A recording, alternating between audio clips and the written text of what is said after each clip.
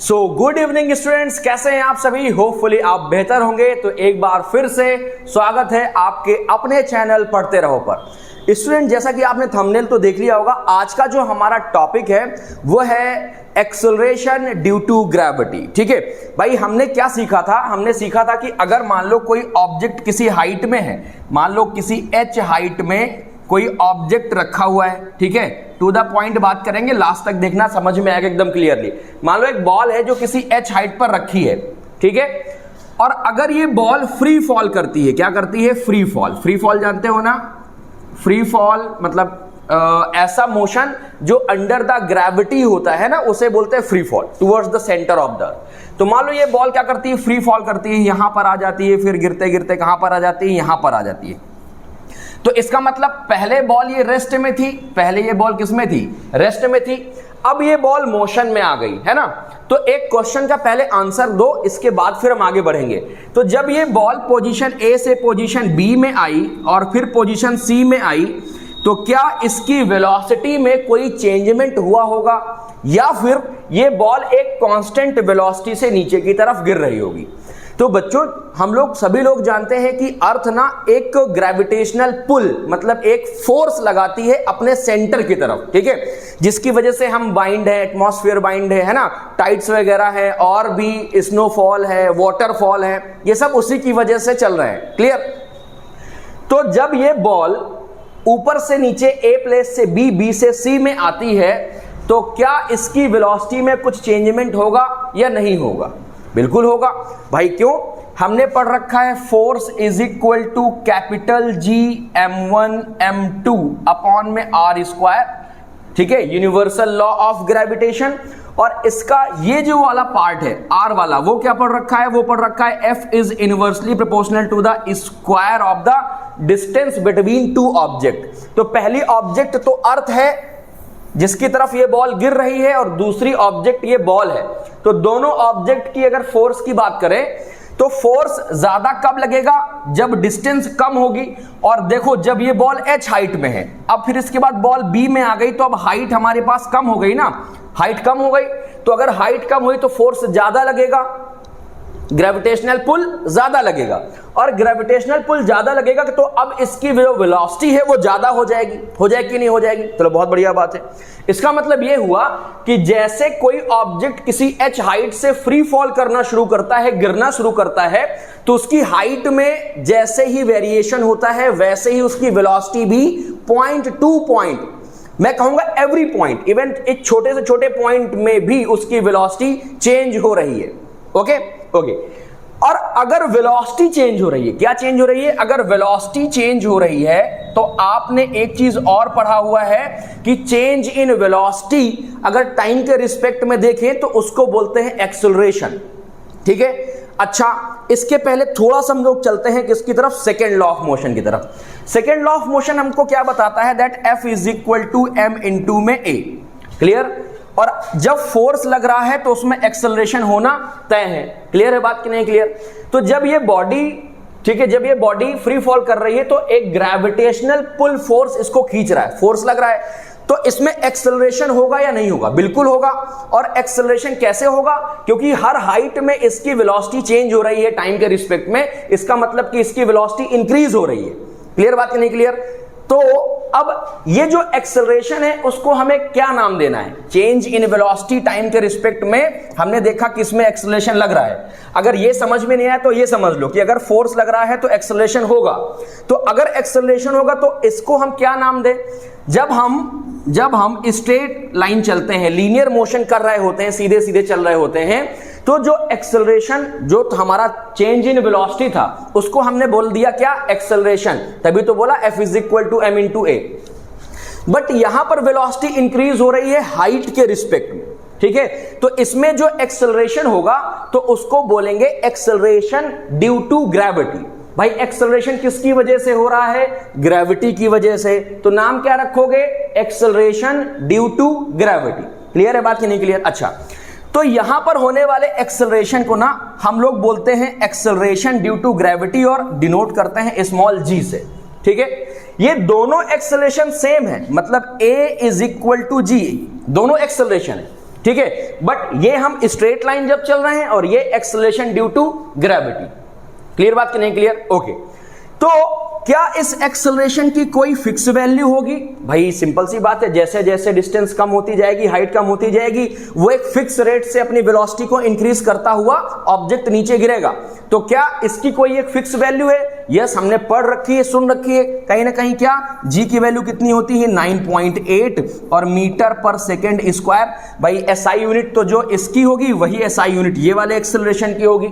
ठीक है, इसका मतलब क्या हुआ बच्चों? इसका मतलब ये हुआ कि ये जो ऑब्जेक्ट है, ये जो बॉडी है, ये जो जिस हाइट से ये गिर रही है, तो इसमें बार बार जो वेलोसिटी का चेंज हो रहा है वो किस रेट से हो रहा है, किस एक्सेलरेशन के रेट से हो रहा है? वो हो रहा है 9.8 मीटर पर सेकेंड स्क्वायर के रेट से हो रहा है। बात समझ में आ रही है कि नहीं आ रही? ठीक है, तो हम कैसे अब इसका रिलेशन कैसे फाइंड कर सकते हैं? मतलब जो हमारे पास ग्रेविटेशनल लॉ है और ये जो हमने ये देखा कि किसी फ्री फॉल मोशन में एक्सेलरेशन ड्यू टू ग्रेविटी हो रही है, ठीक है, तो इनका रिलेशन क्या हो सकता है? ठीक है, चलो देखो भाई, तो एक्सेलरेशन ड्यू टू ग्रेविटी का रिलेशन जरा समझो। अगर मान लो ये हमारे पास अर्थ है, ये क्या है हमारे पास? ये अर्थ है, और किसी एक h हाइट से एक स्मॉल m मास का कोई ऑब्जेक्ट है, ये क्या है हमारे पास? ये ऑब्जेक्ट है। ठीक है, ऑब्जेक्ट क्या है? टुवर्ड्स द अर्थ नीचे गिर रहा है। ठीक है, टुवर्ड्स द अर्थ गिर रहा है, फ्री फॉल हो रहा है। तो हमें यह पता है कि यहां पर क्या लगने वाला है? जी लगने वाला है, एक्सेलरेशन ड्यू टू ग्रेविटी लगने वाला है। ठीक है भाई, तो लेट कर लिया हमने कि ये मास हो गया, मास ऑफ अर्थ हो गया, क्लियर, और स्मॉल m मास ऑफ किसका हो गया? ऑब्जेक्ट हो गया। ओके, अब देखो ये ऑब्जेक्ट भी फोर्स लगा रहा होगा इस अर्थ में, और ये अर्थ भी ऑब्जेक्ट में फोर्स लगा रही होगी। यूनिवर्सल लॉ ऑफ ग्रेविटेशन यही तो कहता है कि एवरी ऑब्जेक्ट अप्लाइज या exerted any external force towards each other, right? इसी को तो बोलते हैं ग्रेविटेशनल फोर्स, चाहे वो सेलेस्टियल हो चाहे नॉन सेलेस्टियल। दूसरा, हमने थर्ड लॉ ऑफ मोशन पढ़ा है कि every action has equal and opposite reaction.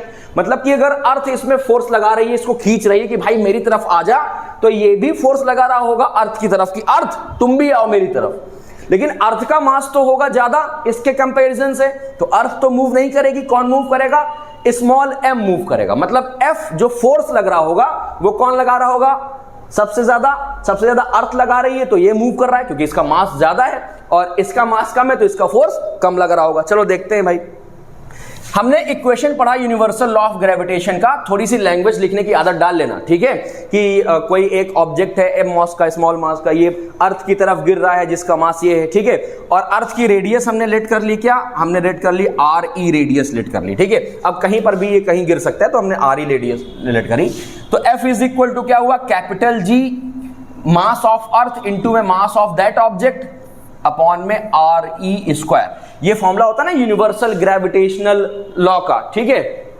और ये F इज इक्वल टू क्या होता है? F इज इक्वल टू होता है m इंटू में a, ठीक है? m a, ठीक है? और ये क्या हो गया? कैपिटल G, ये हो गया मास ऑफ अर्थ इंटू में m अपॉन में आर ई स्क्वायर। क्लियर बात कि नहीं क्लियर? ओके, देखो इस m से इस m को कैंसिल कर दिया, इसका मतलब ये हो गया कि acceleration is equal to capital G mass of earth upon में r रेडियस ऑफ अर्थ का स्क्वायर। क्या यहां तक की बात क्लियर हो गई? क्लियर है बात? चलो बहुत बढ़िया बात है। अच्छा, अब देखो एक्सेलरेशन को मैं एक्सेलरेशन ड्यू टू ग्रेविटी भी लिख सकता हूं ना? तो इसका मतलब मैं यहां लिख सकता हूं कि small g is equal to capital G mass of earth upon में रेडियस ऑफ अर्थ का स्क्वायर।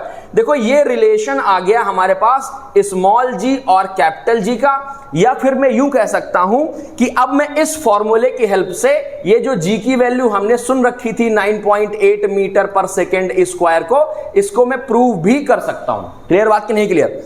क्लियर। अब इस क्वेश्चन को कितने टाइप से पूछा जाता है, कितने तरह से पूछा जा सकता है? तो देखो पहली तरीका क्या है? पहला तो पूछा जाता है कि find the relationship between capital G and small g, ठीक है? रिलेशन, डिफरेंस नहीं, relationship between capital G and small g। दूसरा क्या पूछा जाता है बच्चों? दूसरा पूछा जाता है कि प्रूव करो कि जब अगर कोई बॉडी किसी हाइट से गिर रही है तो उसका जो एक्सेलरेशन ड्यू टू ग्रेविटी है वो उस बॉडी के मास पे डिपेंड नहीं करता। मान लो ये पेन है और ये किसी हाइट से गिर रहा है, तो इसका जो एक्सेलरेशन ड्यू टू ग्रेविटी होगा वो इस पेन के मास पे डिपेंड नहीं करेगा, ठीक है? तो अगर ये प्रूविंग के लिए आता है तो भी देखो हमारे पास यही रिलेशन है। देखो ये मास और ये मास कैंसिल हो गया, मतलब ये मास किसका था, ये जो ऊपर से बॉल गिर रही थी, जो ऊपर से ऑब्जेक्ट गिर रहा था, देखो ये वाला, तो इसके ये वाला मास कैंसिल हो गया। ओके, तो ये वाला मास कैंसिल हो गया, मतलब हम ये भी प्रूफ करके ले आए कि acceleration due to gravity do not depend upon mass of that object which is moving on free fall motion. Clear बात कि नहीं क्लियर? अच्छा, इस स्टेटमेंट का मतलब भी जरा समझ लो। मान लो दो ऑब्जेक्ट हैं, एक साइंटिस्ट थे, आपने सुन रखा होगा, गैलीलियो गैलीली है ना, उनका एक एक्सपेरिमेंट पहले ही लॉ में किया था, है ना? क्या था वो? तो उन्होंने एक ना एक्सपेरिमेंट किया था, एक हाइट से उन्होंने एक हैमर लिया, ठीक है, और एक फेदर लिया, किसी भी एक पंख, चिड़िया का पंख लिया, और जब उन्होंने उन दोनों को गिराया तो उन्होंने क्या देखा कि भाई हैमर का मास ज्यादा है तो थोड़ा सा पहले गिरा, फेदर थोड़ा बाद में गिरा। लेकिन फिर उस एक्सपेरिमेंट को उन्होंने एक ऐसी जगह परफॉर्म किया जहां पर एयर रेजिस्टेंस नहीं था। एयर रेजिस्टेंस मतलब जो फेदर को इधर उधर मूव करा रहा था। तो फिर क्या देखते हैं कि वो फेदर और वो हैमर दोनों एक साथ गिरते हैं। इसका मतलब क्या हुआ? मतलब किसी हाइट से अगर दो अलग अलग मास के दो ऑब्जेक्ट गिराए जाएं, ठीक है, और अगर किसी भी तरह का ऑब्स्टिकल ना हो, रेजिस्टेंस ना हो, तो वो दोनों ऑब्जेक्ट एक साथ जमीन पर गिरेंगे, एक साथ अर्थ में गिरेंगे। इसका मतलब कि जब फ्री फॉल मोशन हो रहा है तो वो, या मैं कहता हूं एक्सेलरेशन ड्यू टू ग्रेविटी हो रहा है, वो ऑब्जेक्ट के मास पे डिपेंड नहीं करती। क्या इतनी बात क्लियर हो गई कि नहीं क्लियर हो गई? क्लियर हो गई? ओके, बहुत बढ़िया बात है। तो बच्चों अगर मान लो, तो हमने अभी क्या सीखा, आज थोड़ा सा रिकैप करो। हमने सीखा कि अगर किसी हाइट में कोई ऑब्जेक्ट रखा है और वो गिरता है, फ्री फॉल मोशन करता है, तो उसकी वेलोसिटी, ठीक है, बार बार क्या होती है, इंक्रीज होती है जब तक वो पूरी तरह से जमीन में नहीं आ जाता। ठीक है, पहली चीज ये सीखी। अब जब वेलोसिटी इंक्रीज होगी बच्चों, ठीक है, ग्रेविटेशनल पुल मतलब एक फोर्स लग रहा है और वेलोसिटी इंक्रीज हो रही है टाइम के रिस्पेक्ट में, तो एक एक्सेलरेशन उसमें वर्क कर रहा है, और उस एक्सेलरेशन को हमने बोला एक्सेलरेशन ड्यू टू ग्रेविटी। क्योंकि एक्सेलरेशन जो हमारे पास जो जनरेट हुआ एक्सेलरेशन, वो अर्थ की ग्रेविटेशनल पुल के कारण जनरेट हुआ। ठीक है, तो उसको हमने बोल दिया एक्सेलरेशन ड्यू टू ग्रेविटी। ये सीखा हम लोगों ने। फिर हमने सीखा कि ये जी की वैल्यू कैसे फाइंड करें, जो कि हमने कभी सुन रखी थी कि भाई इतनी ग्रेविटी लगती है। ठीक है, तो उसको फाइंड करने के लिए हमने एक रिलेशनशिप एस्टेब्लिश किया यूनिवर्सल लॉ ऑफ ग्रेविटेशन से, उस बॉडी का जो बॉडी h हाइट से अर्थ की तरफ गिर रही है। ठीक है, तो हमने एक रिलेशनशिप बनाया कैपिटल जी और स्मॉल जी के बराबर। ठीक है, तो एक तो ये तरीका। दूसरा हमने सीखा कि इस क्वेश्चन को दूसरी तरीके से कैसे रिप्रेजेंट किया जा सकता है। ठीक है, तो दूसरी तरीके से हमने ये सीखा कि अगर कोई ऑब्जेक्ट फ्री फॉल कर रहा है तो वो मास पे डिपेंड नहीं करता अपने। ठीक है, तो ऐसी प्रूविंग भी आती है, तो आप इस क्वेश्चन को कर सकते हैं। क्लियर? चलो थोड़ा आगे बढ़ते हैं बच्चों। हमने अभी तक एक और फॉर्मूला सीखा साथ साथ, G is equal to capital G mass of earth upon में रेडियस ऑफ अर्थ का स्क्वायर। ठीक है, अगर मुझे फाइंड करनी है कि G की वैल्यू 9.8 मीटर पर सेकेंड स्क्वायर है, क्लियर, तो मैं क्या रखूंगा, G की वैल्यू आप सबको पता है, कैपिटल G की वैल्यू कितनी होती है, 6.67 इंटू 10 की पावर -11 न्यूटन मीटर स्क्वायर पर केजी स्क्वायर। ठीक है, मास ऑफ अर्थ आपको पता है, मास ऑफ अर्थ हो जाएगा हमारे पास कितना, 6 into 10 to the power 24 KG. हो जाएगा कि नहीं हो जाएगा? रेडियस ऑफ अर्थ कितना हो जाता है, रेडियस ऑफ अर्थ हो जाएगा हमारे पास कितना, ये हो जाएगा 6 इंटू 10 टू द पावर कितना, 6 मीटर। किसमें आ जाएगा, ये मीटर में आ जाएगा। वैसे 6.67 होता है, मतलब ये मत समझना कि 6 पॉइंट कुछ होता है, 6.4 करके कुछ होता है। ठीक है, तो इसलिए हमने ये शॉर्टकट वैल्यू ली ताकि आपको डायरेक्टली आंसर आ जाए। 6.4 कर लो, ये लो, एक्चुअली होता है 6400 किलोमीटर, ये होता है इसकी रेडियस। तो 6.4 इंटू 10 की पावर 6 मीटर में कर दिया हमने। ठीक है, चलो बहुत बढ़िया बात है। अब ये वैल्यू G की वैल्यू प्लेस करो, G की वैल्यू G के पास प्लेस करो। ठीक है, M की वैल्यू M के पास प्लेस करो और R की वैल्यू R के पास प्लेस करो। तो तुम क्या पाओगे कि G की वैल्यू जो आ रही है वो 9.8 मीटर पर सेकेंड स्क्वायर आ रही है। और ये तुम्हारे लिए क्या है, होमवर्क है। अगर हो जाता है तो ठीक है, नहीं होता तो कमेंट करके बताएंगे, तो मैं नेक्स्ट क्लास में इसकी वैल्यू आपको फाइंड करके बता दूंगा। ठीक है, चलो थोड़ा आगे बढ़ते हैं हम लोग, क्लास 9 के हिसाब से थोड़ा आगे बढ़ते हैं बच्चों। देखो अब ये जो G है ना, ये क्या है, एक्सेलरेशन है। ये क्या है, एक्सेलरेशन है। जबकि ये G है, ये क्या है, कांस्टेंट है। ये क्या है, ये कांस्टेंट वैल्यू है। ये कैसी वैल्यू है, कांस्टेंट वैल्यू।